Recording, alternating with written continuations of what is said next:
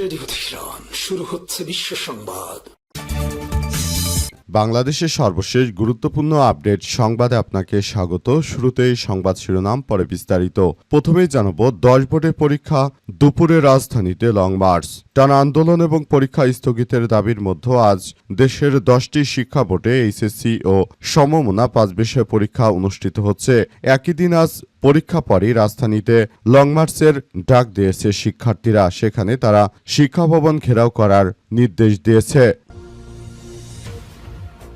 এরপর জানাবো 4 জন মন্ত্রীর পদত্যাগ চাইলেন নাসির উদ্দিন পাটোয়ারি। 4 জন মন্ত্রীর পরিবর্তন বা পদত্যাগের দাবি করেছেন জাতীয় নাগরিক পার্টি এনসিপির মুখ্য সমন্বয়ক নাসির উদ্দিন পাটোয়ারি। আজ নিজের ভেরিফাইড অ্যাকাউন্টে এক পোস্টে তিনি এমন দাবি জানান। পোস্টে নাসির উদ্দিন লিখেছেন যে দেশের অর্থনীতি, স্বাস্থ্য, শিক্ষা ও অভ্যন্তরীণ নিরাপত্তা খাতকে গতিশীল করতে অর্থমন্ত্রী, স্বাস্থ্যমন্ত্রী, শিক্ষামন্ত্রী ও স্বরাষ্ট্রমন্ত্রী এই 4 ব্যক্তিকে অবশ্যই পরিবর্তন করতে হবে।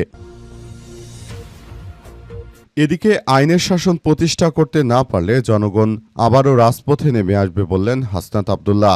জাতীয় নাগরিক পার্টি এনসিপির দক্ষিণাঞ্চলের মুখ্য সংগঠক ও কুমিল্লা 4 আসনের সংসদ সদস্য হাসনাত আব্দুল্লাহ বলেছেন যে যখন দেশ আবার ফ্যাসিবাদের থাপায় পড়বে তখন বাংলাদেশপন্থীরা আবারও রাজপথে নেমে আসবে। দেশে আজ ভয়ের সংস্কৃতি চালু করতে চাইছে বিএনপি। আইনের শাসন প্রতিষ্ঠা করতে না পারলে জনগণ আবারও রাজপথে নামতে বাধ্য হবে। এবারে জানাবো আওয়ামী লীগের বিচার এবং হাসিনাকে দেশে ফিরিয়ে এনে ফাঁসি কার্যকরের দাবি জাতীয় সংসদে। দল হিসেবে আওয়ামী লীগের বিচারের দাবি উঠেছে জাতীয় সংসদে। মানবতাবিরোধী অপরাধের আন্তর্জাতিক ট্রাইব্যুনালে অবিলম্বে দলটির বিচার কার্যকর করার পাশাপাশি শেখ হাসিনাকে ফাঁসি রশিতে ঝুলিয়ে তাকে মৃত্যুদণ্ড দেওয়ার আহ্বান জানিয়েছে বিরোধী দলীয় দল। একই সঙ্গে গণহত্যা দায়ে মৃত্যুদণ্ডপ্রাপ্ত ফ্যাসিস্টদের আরও যারা সহযোগী রয়েছে তাদেরকেও বিচারের আওতায় আনার দাবি জানানো হয়েছে। এবং সর্বশেষ জানাবো জর্ডানে মার্কিন সামরিক ঘাঁটিতে 7ম দফায় ইরানের ব্যাপক হামলা। জর্ডানে থাকা যুক্তরাষ্ট্রের একটি সামরিক ঘাঁটিতে 7ম দফায় ড্রোন হামলা চালিয়েছে ইরান। ইরানের রাষ্ট্রবার্তা সংস্থা তাসনিমের প্রতিবেদনে বলা হয়েছে যে আজরাক বিমান ঘাঁটিতে থাকা মার্কিন F-18 যুদ্ধবিমান অবস্থান লক্ষ্য করে এই হামলা চালানো হয়। এছাড়াও সেনাদের থাকার ভবন এবং সামরিক সরঞ্জাম রাখার একটি বড় হ্যাঙ্গারকেও লক্ষ্যবস্তু করা হয়েছে। প্রিয় দর্শক, এতক্ষণ শুনছিলেন সংবাদ শিরোনাম, এবারে বিস্তারিত। তবে তার আগে বন্ধুরা অনুরোধ থাকবে এই সংবাদটিতে একটি লাইক দিন। এই চ্যানেলে আপনি নতুন হয়ে থাকলে আমাদের সংবাদটি দেখতে দেখতে চ্যানেলটি সাবস্ক্রাইব করে রাখুন। কমেন্ট করে বন্ধুরা আপনার মূল্যবান মতামত জানিয়ে দিন আপনি বিশ্বের কোন দেশ থেকে বা বাংলাদেশের কোন স্থান থেকে আমাদের সংবাদটি দেখছেন এবং শুনছেন। আর বন্ধুরা, সংবাদটি আপনার সোশ্যাল মিডিয়া ফেসবুকে শেয়ার করে বন্ধুদেরও দেখার সুযোগ করে দিন। গাজা যুদ্ধে আপনি যদি নিরীহ ফিলিস্তিনিদের ভালোবেসে থাকেন বন্ধুরা, কমেন্টে ইয়েস লিখে পুরো বিশ্ববাসীকে আমাদের এই তাজা আপডেটটি দেখার সুযোগ করে দিন। এবারে বিস্তারিত। আওয়ামী লীগের বিচার এবং হাসিনাকে দেশে ফিরিয়ে এনে রায় কার্যকরের দাবি।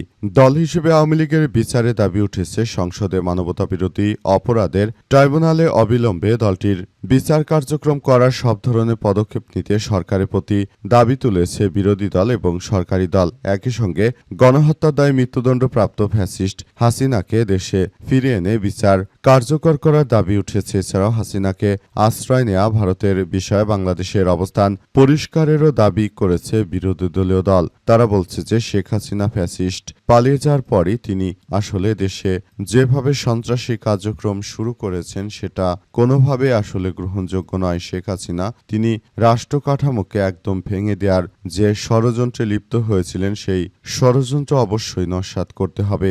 সংসদ থেকে আরো বলা হয়েছে যে বিএনপি বসে বসে আঙ্গুল চুষছে, কারণ দীর্ঘ 17 বছর তারা দেশের জন্য কিছুই করতে পারেনি। তারা ছিল পলাতক। লন্ডনে পালিয়ে থেকে যে তামাশার আন্দোলন করেছে সেই আন্দোলনে কখনোই সরকার পরিবর্তন হয়নি। সরকার পরিবর্তন হয়েছে বৈষম্যবিরোধী ছাত্র আন্দোলনের নেতাদের কারণে, আর এখন সেই বিষয়গুলোই সামনে চলে এসেছে।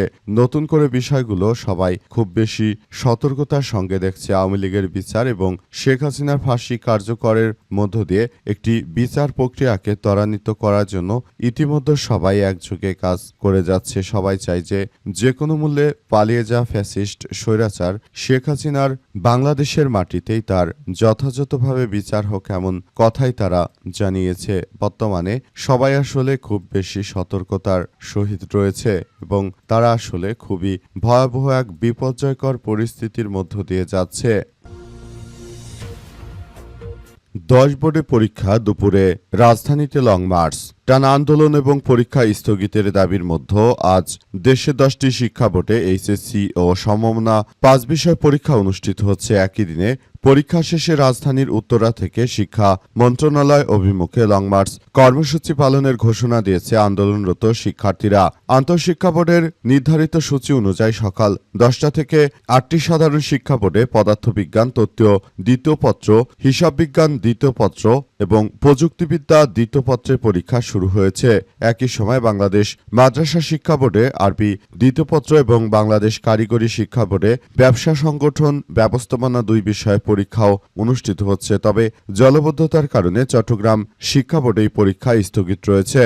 পরীক্ষা স্থগিতের দাবিতে মঙ্গলবার রাজধানী সহ দেশের বিভিন্ন এলাকায় বিক্ষোভ সড়ক অবরোধ কর্মসূচি পালন করেছে একদল শিক্ষার্থীরা। তাদের দাবির মধ্যে রয়েছে বন্যা জলবদ্ধতার প্রভাব পুরোপুরি কেটে না যাওয়া পর্যন্ত এইচএসসি বা সমমানের পরীক্ষা স্থগিত রাখা, 13 জুলাই বৈরী আবহাওয়ার কারণে পরীক্ষায় অংশ নিতে না পারা শিক্ষার্থীদের জন্য পুনঃ পরীক্ষা ব্যবস্থা করা এবং শিক্ষা ও প্রাথমিক গণশিক্ষা মন্ত্রীর পদত্যাগ। তবে আন্তঃশিক্ষা বোর্ডের পরীক্ষা নিয়ন্ত্রক কমিটি জানিয়েছে যে চট্টগ্রাম শিক্ষা বোর্ড ছাড়া অন্য সব শিক্ষা বোর্ডে পরীক্ষা গ্রহণের অনুকূল পরিবেশ রয়েছে। এই কারণে পূর্বঘোষিত সময়সূচি অনুযায়ী শিক্ষা গ্রহণ অব্যাহত রাখার সিদ্ধান্ত বহাল রাখা হয়েছে বলে তারা নিশ্চিত করেছে।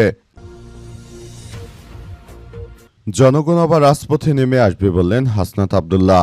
জাতীয় নাগরিক পার্টি এনসিপির দক্ষিণাঞ্চলের মুখ্য সংগঠক কুমিল্লা 4 আসনের সংসদ সদস্য হাসনাত আব্দুল্লাহ বলেছেন যে যখন দেশ আবার ফ্যাসিবাদে থাবায় পড়বে তখনই বাংলাদেশপন্থীরা আবার রাজপথে নেমে আসবে। দেশে আজ ভয়ের সংস্কৃতি চালু হয়েছে।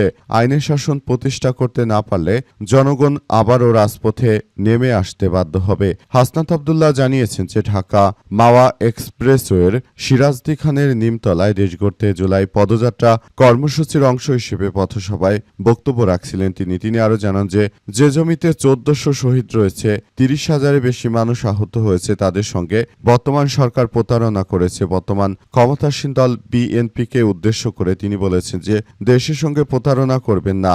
আমরা স্পষ্ট দেখতে পেয়েছি দেশের জনগণ আজ প্রতারিত হচ্ছে। পুলিশ, শিক্ষা প্রতিষ্ঠান সহ সর্বত্র দলীয়করণ করা হচ্ছে। হাসনাত আব্দুল্লাহ স্বরাষ্ট্রমন্ত্রীকে উদ্দেশ্য করে বলেছেন যে জনগণ রাস্তায় না নামলে আপনাকে শিলংয়ে রেস্ট হাউসে থাকতে হতো। তারেক রহমান লন্ডনে পলাতক ছিলেন আর বিএনপির দলীয় নেতাকর্মীদের জেলে আর ধান খেতে রাষ্ট্র যাপন করতে হতো। মুন্সিগঞ্জ জেলা জাতীয় নাগরিক পার্টি এনসিপির আহ্বায়ক মাজিদুল ইসলামের সভাপতিত্বে পথসভায় আরও বক্তব্য রাখেন কেন্দ্রীয় যুগ্ম সম্পাদক আলিয়া হাসান জুনায়েদ, ঢাকা বিভাগীয় সাংগঠনিক সম্পাদক সাইফুল্লাহ হায়দার, জাতীয় যুব শক্তির কেন্দ্রীয় আহ্বায়ক তরিকুল ইসলাম, সিরাজদি খান উপজেলার প্রধান সমন্বয়ক আলী নেওয়াজুজ্জল, এনসিপির জেলা কমিটির সদস্য সচিব সহ আরও অনেকেই। তারা বর্তমান সরকারের ব্যাপক সমালোচনা করেছে। পাশাপাশি বর্তমান বিএনপির এই ধরনের ঘাটতেরামির কারণে দেশটাকে আরও অরাজক পরিস্থিতির মধ্যে পড়তে হচ্ছে বলে অভিযোগ করেছেন তারা।